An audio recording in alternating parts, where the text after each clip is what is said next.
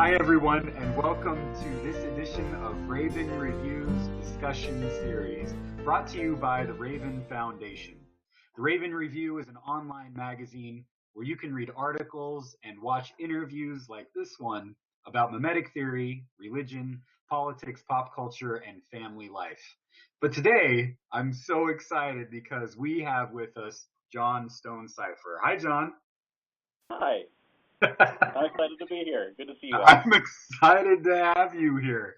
I'm excited. I wanted to bring you on because you are doing fantastic work on your Facebook page and social media, getting people to talk about serious issues, specifically about politics. And we've just had this very divisive political election, and people are hurting, and all kinds of emotions that people are having. And you're doing what I think is a really fantastic job of giving people kind of a safe place and outlet to be able to talk about what they're feeling and their hopes and their fears. And I wanted to come and talk with you about that and what you've learned about the process, because I think it's just an amazing job of what you're doing. Thank you. It's fun. It's interesting. Yeah, good.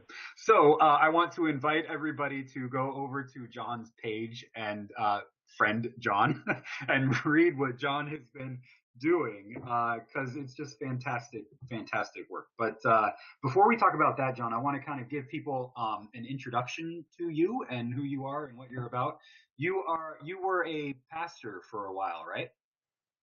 Yeah. I had 7 years of that from starting at age 21, which turns out was a little bit young for that.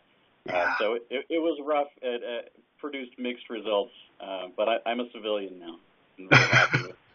How did you find yourself being a pastor at age 21? That is awfully young.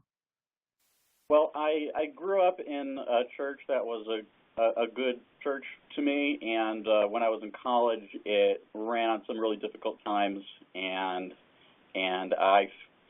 you could say either God called me to pastor it or I felt like I needed to save it. So the line between ministry and savior complex is complicated.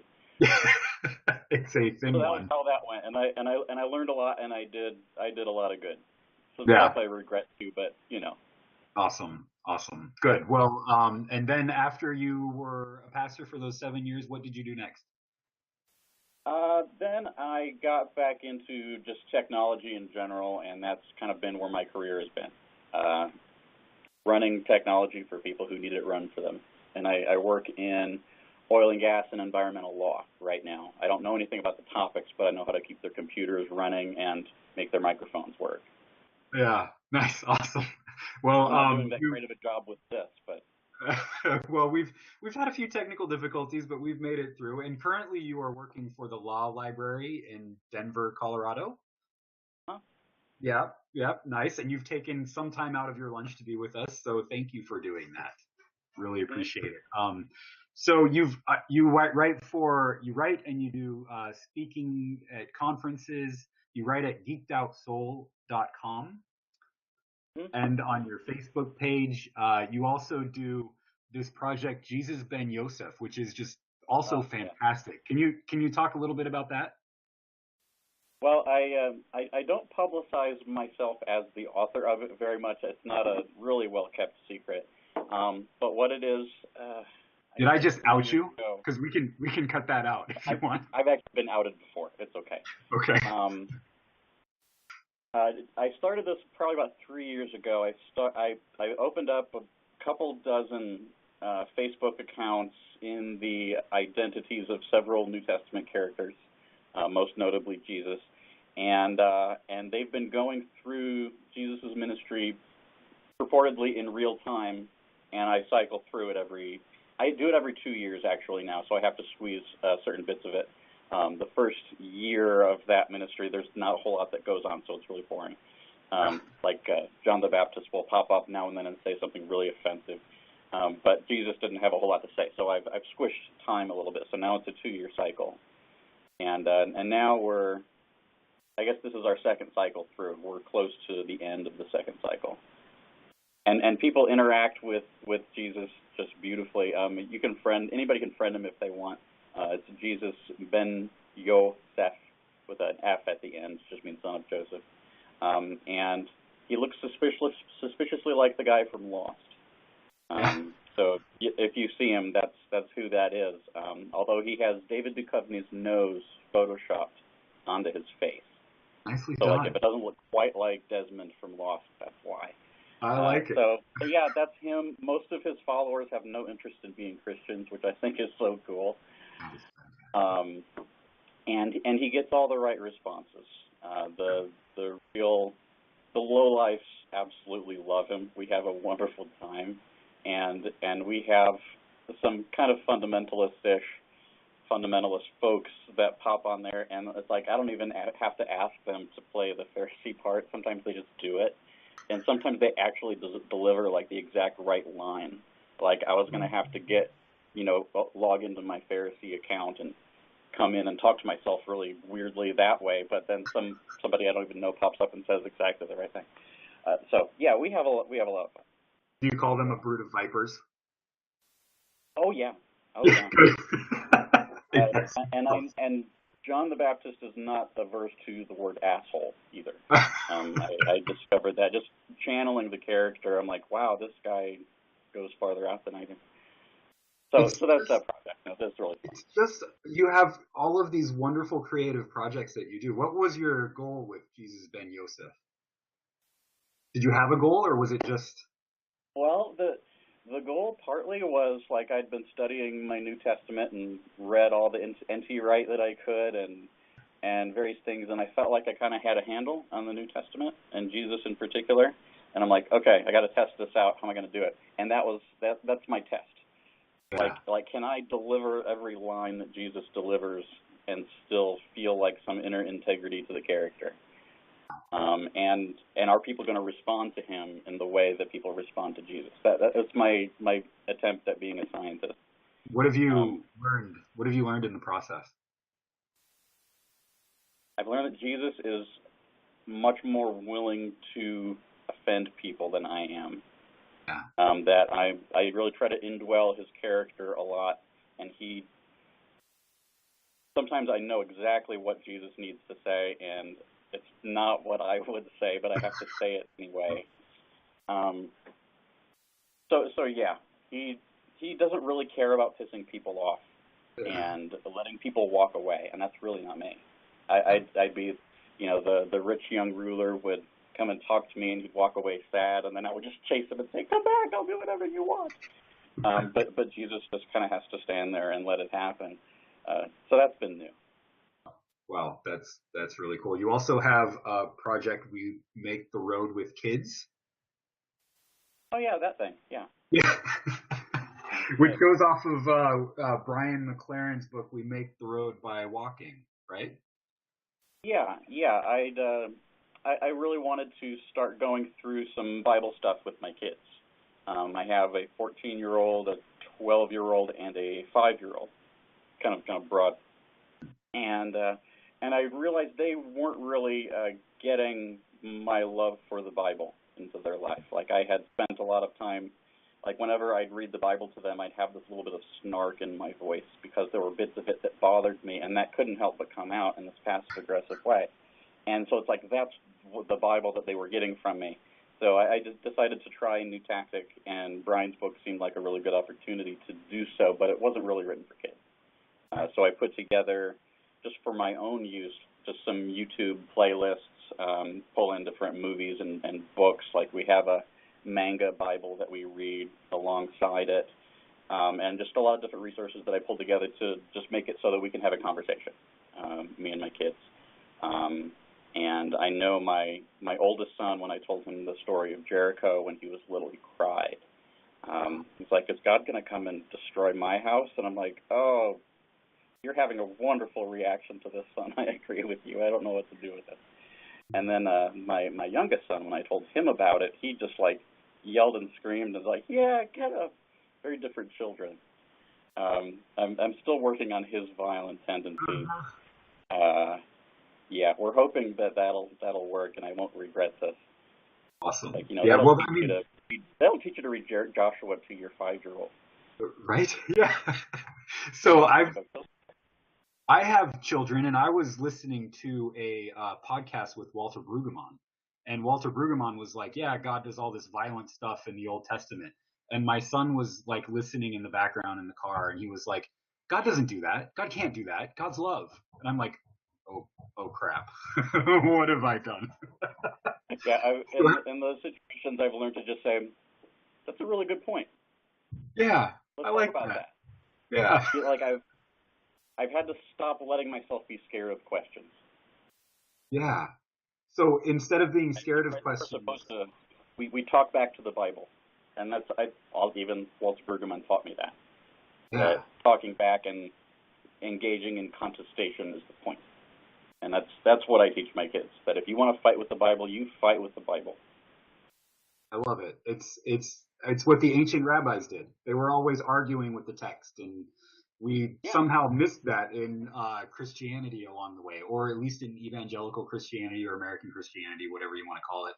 There's this tendency to not want to argue with the Bible because it means that you're doubting it, or I don't know, something like that. But to be able to tell kids, to give them the freedom, and ourselves to be able to argue with the text is a great spiritual practice to do, as opposed to avoiding it. Yeah. In our house, we say that we have a dialogue God, not a monologue God. And that our Bible is not a monologue Bible, it's a dialogue Bible. It's people dialoguing with each other, and we're a part of that dialogue. That's fantastic. I love it. I love it. So, if people want to check out your work on that, where should they go? It's a wonderful question. Probably their best way to get there would be to go to my blog, which is probably the least active of the various projects that have spun off it. But it's geekedOutSoul.com. Okay. And in there, pretty prominently, you should find a link to subscribe to the newsletter. It's an email newsletter, and we also have a secret Facebook page that if you contact me, I can add you to it. But it's a secret group because it's made up mostly of people who would get fired if anybody knew that they were in it. So if anybody wants to join, they can. You just have to ask me. You won't find it by looking for it.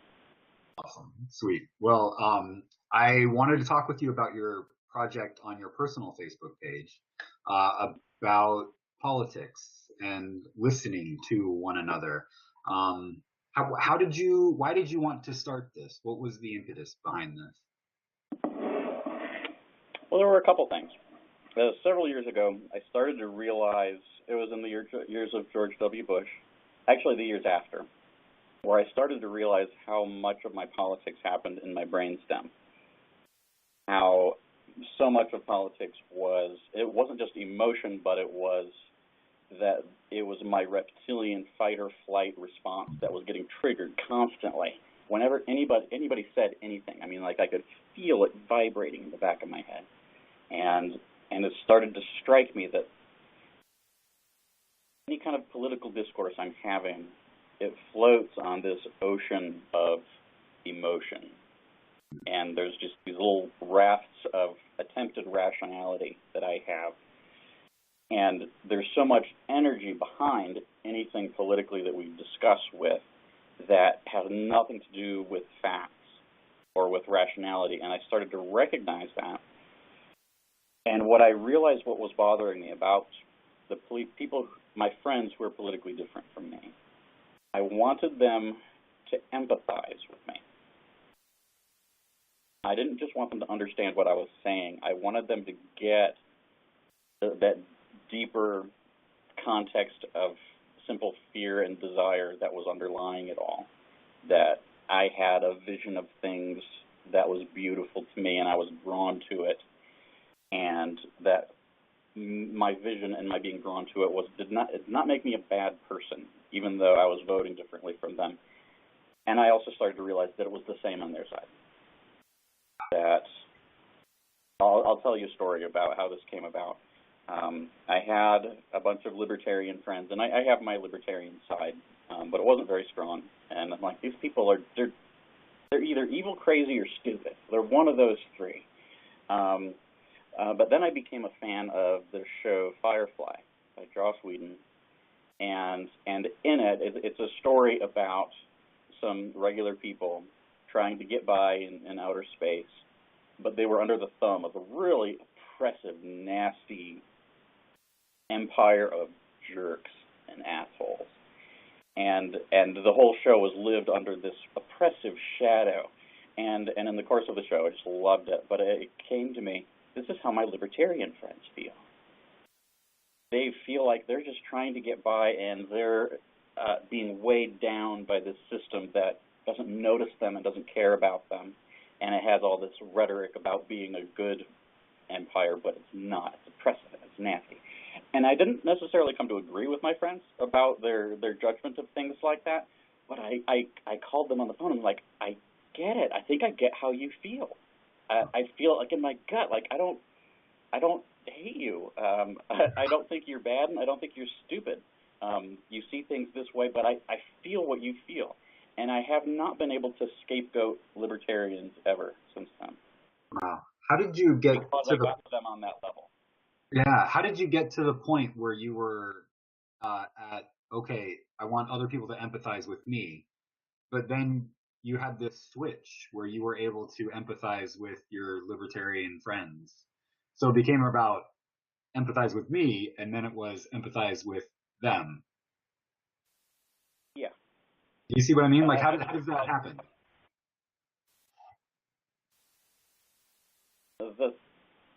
The thing that was necessary before it could happen was my decision to not believe that my friends, people I knew, to not believe that they were evil, crazy, or stupid. There are a lot of forces that militate toward getting me to stop believing all the things I know about my friends. That if they're voting for the wrong person, that means that they're not entirely human. That they're bad somehow. It's like, wow, I thought you were a great guy, but you're obviously racist because you voted for that person and not this person. That kind of thing. That there is a lot of automatic judgment that media and parties teach us to have. And I decided that I wanted to be more loyal to my friends than to my ideology. I believe in my ideology, and I'll fight for it, but I'm not going to give up on my friends and on being loyal to them as people. Wow. Yeah, that's powerful. I love it. And part of how you're not giving up on them is listening to their voices, which is what you're doing on Facebook, right? And what's fascinating to me is, as you say, the media tells us what to think, and we tend to pick and choose the media and the people that we follow on Facebook, which means you do get this echo chamber, this kind of relationship with those around us that just reinforce our views that those people are the bad guys and we're the good guys and we have to fight against them. But you're using social media and Facebook in a radically different way. And it's fantastic. So you start off on November 9th, the day after the election. And your first question is, if last night surprised you, it's because you were hit by something you didn't see coming. What was your blind spot? And Right. This is like the blind spots that we all have. What did you learn from asking that question? Well, I learned that not everybody was ready to talk about it right then. It Pretty might have raw. been good a week.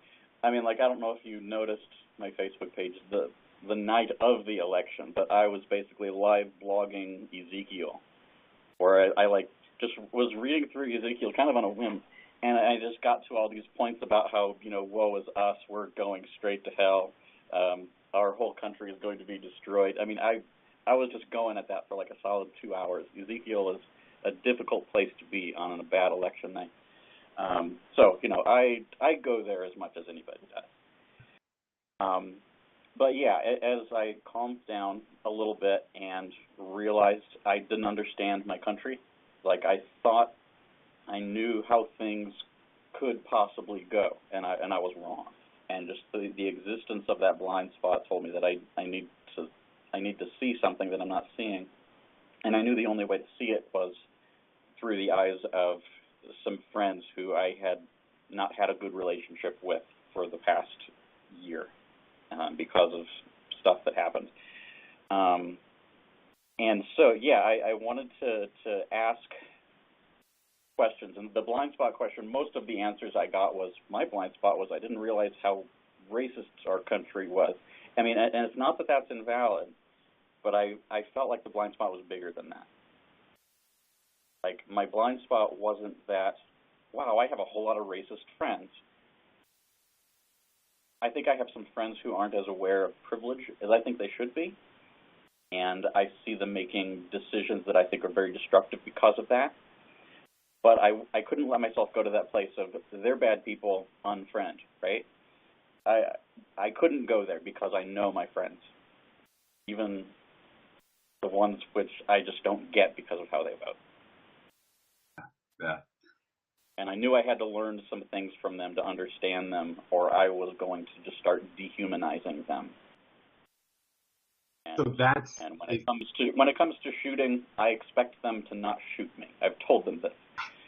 Like, you know, if I'm ever brought in front of a firing squad in front of you, I hope that you don't pull your trigger.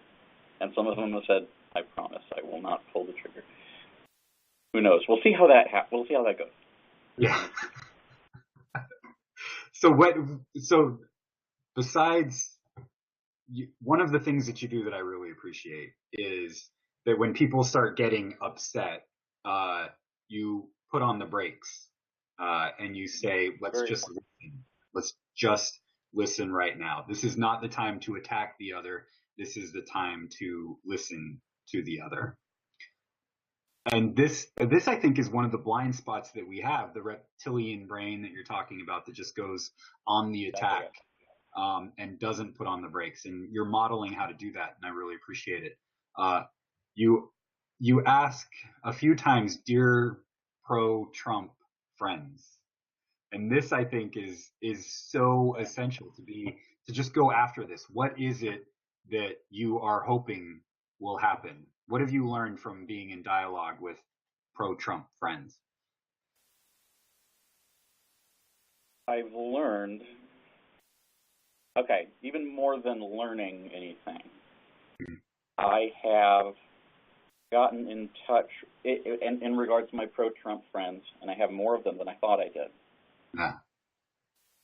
I got into their shoes at an emotional and empathic level that I hadn't been before, and I began to experience America in a more realistic way than I had before, because there were feelings out there that tend to be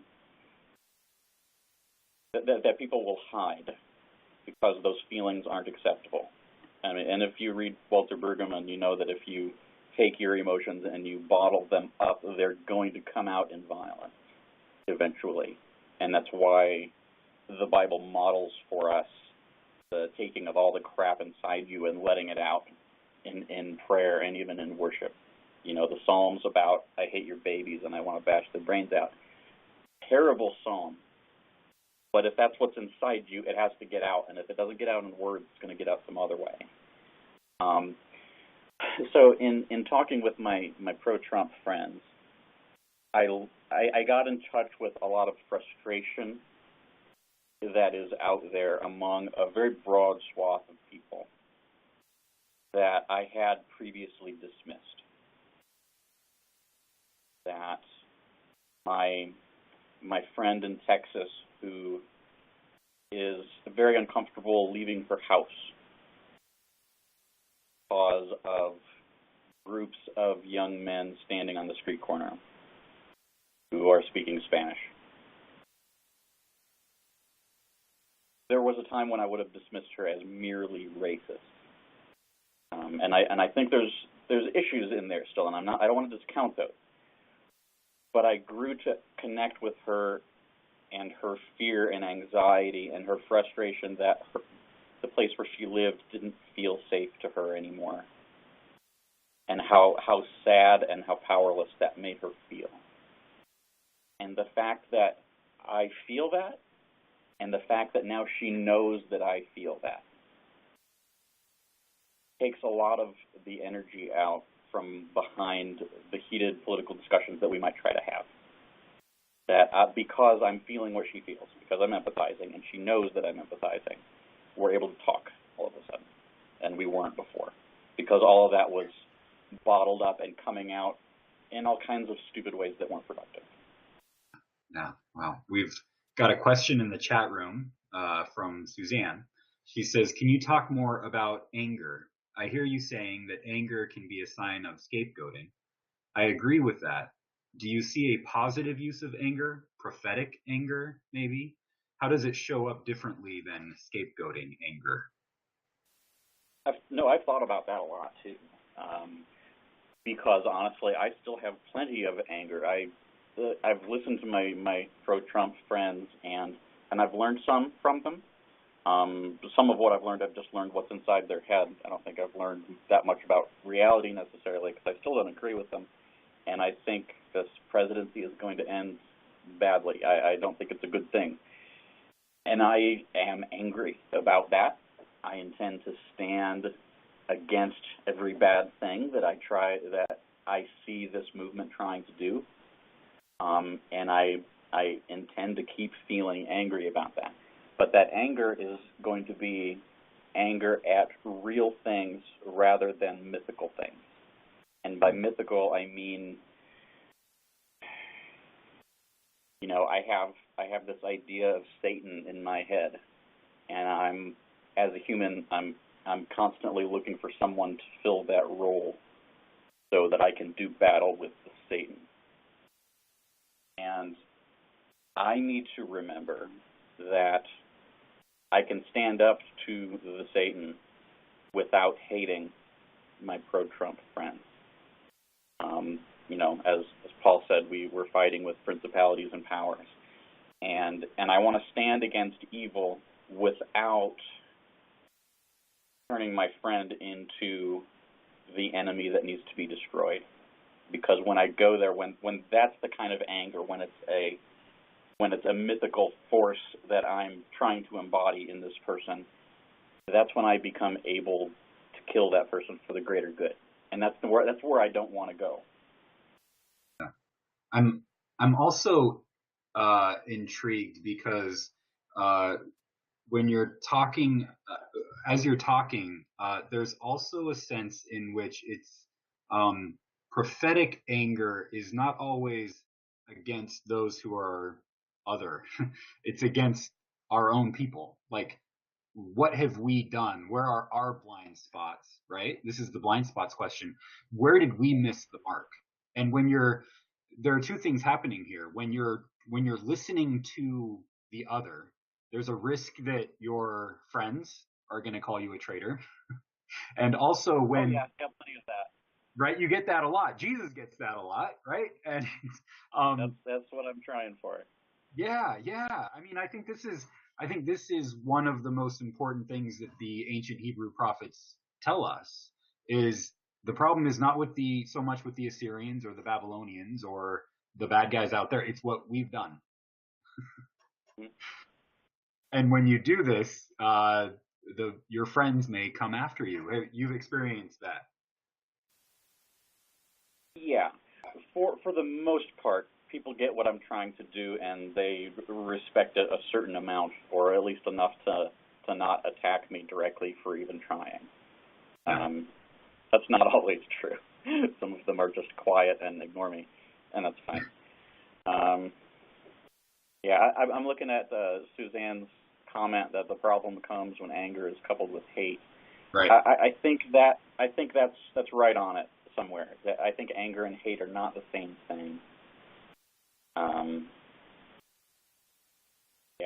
I'm not done thinking about this yet. I don't know if you can tell. Yeah. No, these are big issues, and you're wrestling with them, and it's fantastic. So a lot of people decry Facebook and social media for saying that you can't have real conversations. What are the good things and what are the bad things? What are the risks about using social media to have these kinds of conversations? Well, I think on social media we're so separated from each other that it's easy for us to be absolute assholes to each other in ways that we never would be in real life. Yeah. at the same time, that's also part of the virtue of it, that you feel safer saying things when you have two computers and a lot of wires in between you and the person that you're talking to. Yep. Sometimes, like, text message is a nicer way to have a hard conversation because nobody's going to punch you, or you don't have to look your friend in the eye and see everything going on with them, and that might make you unable to keep talking. But that's just been my experience. Probably just a communication coward. But I think what's been necessary, and I think this has been the magic key, is that I've been trying to use social media to love my enemies, and I've translated that into providing hospitable space for my enemies to be heard. Because I think when my enemies are heard, a lot of the heat goes away, and we stop feeling like enemies. And so, yeah, that's been kind of my guiding principle, that I want to love my enemies, and what that means is providing space for them to be heard, because they need to be heard just like anyone. And I think if our national conversation had been functioning better over the past few decades, I think this election would have gone differently. I think there would be, what is it that Martin Luther King said, that riot is the language of the unheard.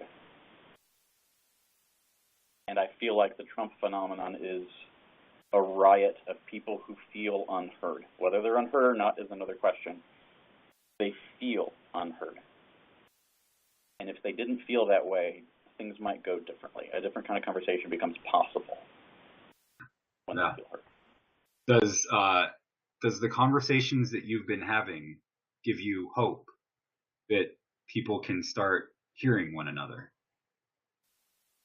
Like, are people, when they're responding on Facebook, do they just talk past one another, or are people hearing one another? Both. Some are able to hear, and some of them don't.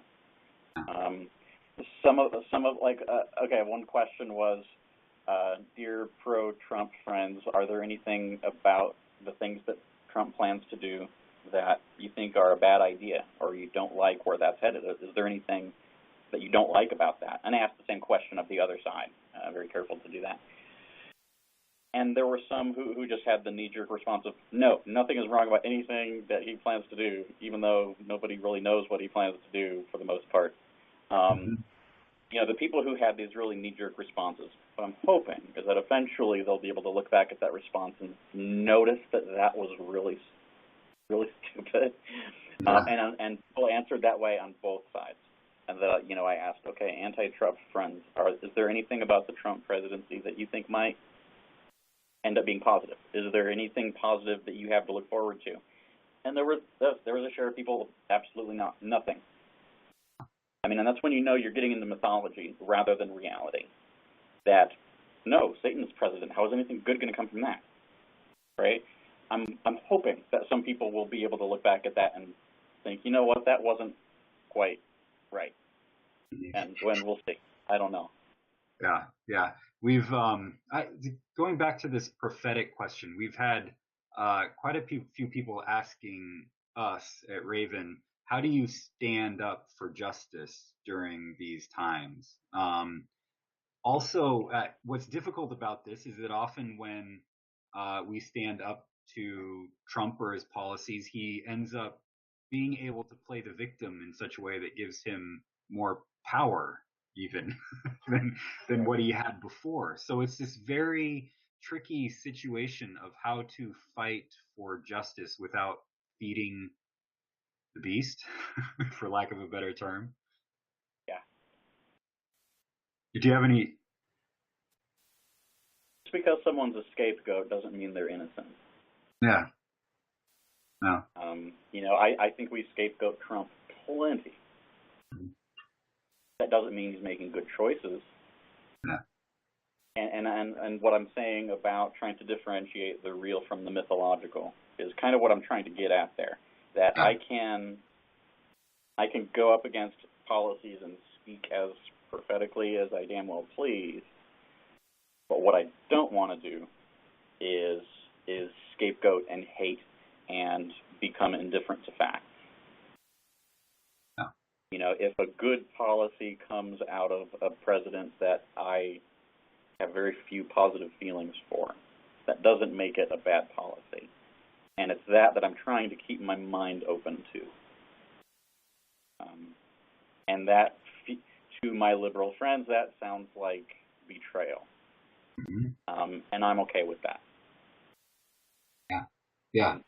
I want to be, if nothing else, I want to be the person in the crowd not throwing a rock. Yeah. That may be the height of anything that I can accomplish, which is next to nothing. Yeah. And the risk is if that you don't join the crowd, then the rock could be thrown at you. So, I mean, this is just what happens. So, Lindsay says, listening to our enemies as a means of loving them. So simple. It's brilliant. Thank you for that. Thank you, Lindsay. That's a good way to say it. Yeah. Yeah. It gets back to your point about empathizing with the other. It starts with listening. Yeah. And I want to go at it without the kind of naivete that says, oh, Trump is fine. It's okay. Nothing can actually go catastrophically wrong. Nations can exchange hateful words without devolving into civil war. We're fine. That wouldn't happen to us. That's where that's not what I'm preaching at all. What I want to do is approach people who are against me and are against the marginalized. And I want to face them as someone who has already dealt with fear. That I want to wake up every day and embrace my life and my death and go face whoever there is to face, and not have that be a thing that's controlling me from the background. I mean, that's really easy to say. Yeah, hard to do. Yeah, I want to be realistic about what people might do and still be at peace, and be peace in the midst of whatever I find myself in. Yeah, I love it. Lindsay says, listening to our enemies as a means of loving them. It's brilliant. I also love what you say about not scapegoating or being hateful towards facts. When someone you don't like or usually disagree with has a good idea or a good policy, you acknowledge that. I think that's so important, and it goes both ways. So that we need to be critical of our guys when they are wrong. Yeah, it happens. I mean, this is I don't know what Lindsay exactly is getting at, but Barack Obama's drone warfare has done a lot of damage in killing innocent civilians in the Middle East, and to me, that just sows more hatred in the world. Yeah, so that's again getting back to being prophetic is much more about being prophetic in our own houses. I guess. And yeah. Something I was taught in therapy is to, be you, be truthful, speak the truth as you know it, but let go of the outcome, because the outcome doesn't belong to you. And part of what that means is, there are certain things that I'd like to see happen in the world and in our country. And I'm going to say what I say and do what I do. But if I have the sense that I have the right to move the world in my own image, when I fail at doing that, that creates a lot of anger in me. And it's the kind of anger that can go in really bad directions. And when I'm prophetic, I'm not working for this party or that party and try to get this person elected and that person not elected. Instead, what I'm trying to do is speak the truth.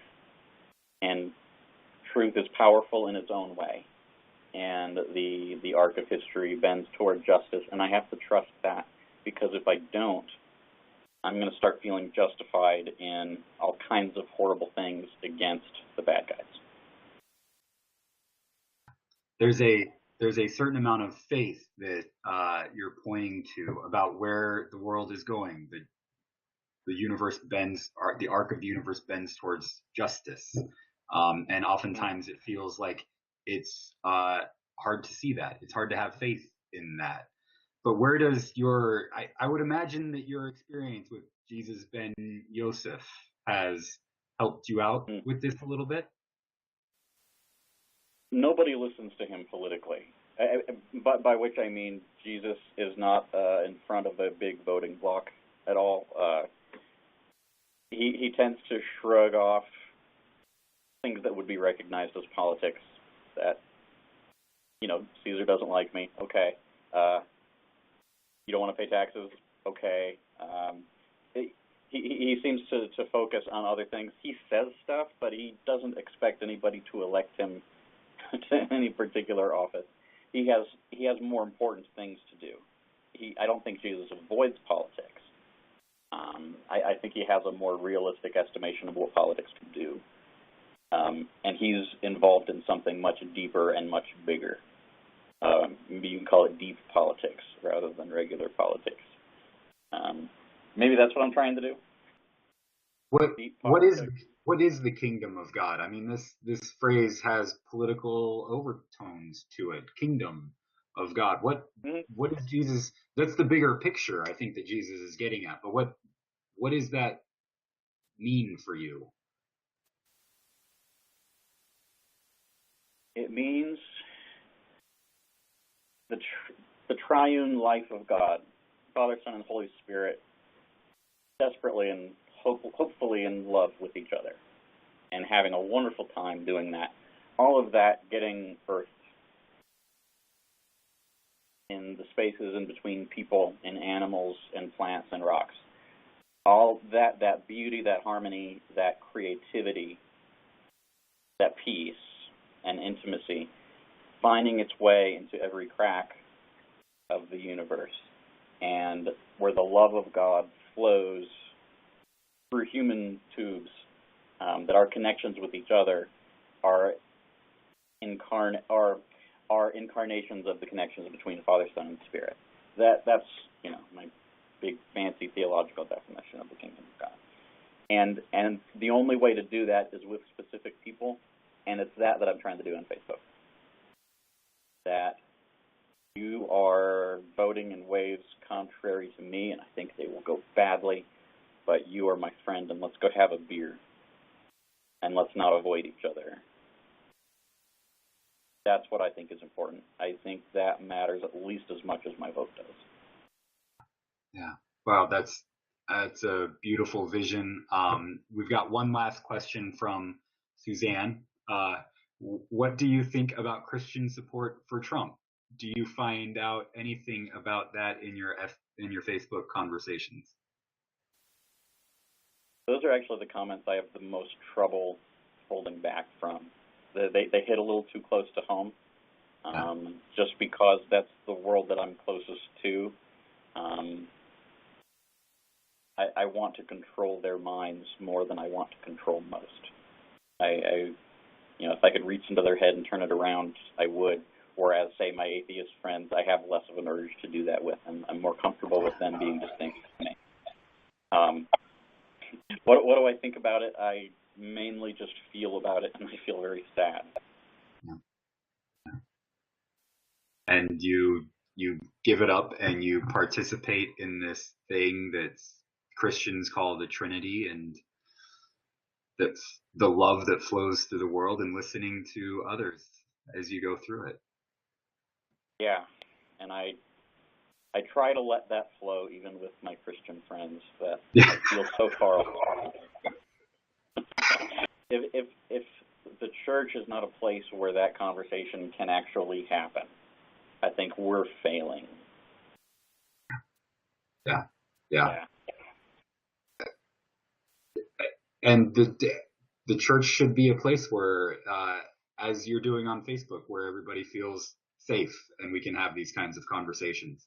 So thank you, John, for modeling that for us. If you want to go interact with John on Facebook, you can find him there. You can also find him at geekedoutssoul.com. Anywhere else people should look for your work, John? That's pretty much it. That's pretty much it. Stuff that I don't put. There's places I don't put my name on, and that's intentional.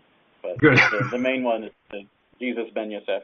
So if you want to hear me trying to act like God, that's where you want to go. And I'll tell you that it's really fun. When I started Jesus Ben Yosef, I really thought like, oh no, this is just going to be a Jesus character who talks like John Stonecypher. And the funny thing is that he so doesn't. Yeah. He's such a strong character that I go and try to inhabit that character, and he does things that I would never do. Lindsay says, do you ever find yourself disagreeing with Jesus Ben Yosef?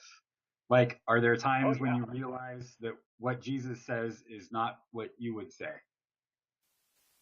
Oh, yeah. Yeah. All the time. I'm kind of following I just picked a harmony of the Gospels, just so that I don't miss anything that he says and go through it in a purportedly chronological order. I don't pay that much attention, but I don't want to leave out anything that he says. And he says some stuff where you're like, what in the hell are you thinking? I mean, and he calls the Canaanite woman a dog. I mean, and then she calls him out on it, and he's like, you know what, you're right, which I love. I think God likes it when we argue with him. If we don't get anything out of the Bible, we get that. But there's other times where he says stuff where I'm the one saying, how could you say that, dude? And I don't know what his response to that is. Maybe I just don't get it. But I'm finding each time I go through the cycle, I feel like I'm getting a little bit closer, like something that was hard for me to have his character say in the last cycle. You know what? I can do it this time, and it feels like the same guy that he really is. It's not like some split character where, okay, he's in mean mode right now because he's talking about how you're all going to die. I mean, he even says, Jerusalem's going to burn, and how I wish the flames were already kindled. This guy's pissed off. And one thing I did in Lent last year that I thought everybody was going to hate, but it was really popular, that I had Jesus preach through Jeremiah. And like I'd skip things here and there, but it's kind of a chapter a day where Jesus would just basically perform that chapter, kind of in his own words, and I had fun with it. And I mean, and Jeremiah is dark. But what came through was Jesus being realistic about the civilization that he was in, and that he saw the way that it was going, and he knew where it was going to end, and it angered and grieved him, and that came out in his preaching of Jeremiah, which is exactly how it went for Jeremiah. And maybe that has something to say about what it means to speak prophetically. That Jesus spoke against the system of his world, but he also wept over it at the same time. Maybe if I can do both of those, maybe I'm on the right track. It's very creative and wonderful thing. So thank you for your work and everything that you do. So, and thank you for being with us here and talking with us about politics and how to listen to one another and also work for justice at the same time. It was great to talk with you. This was really fun. Awesome. Thank you so much. And thank you for everybody who's watching and in the chat room and for your questions. We will do this again soon. Until then, grace and peace be with you. Bye-bye.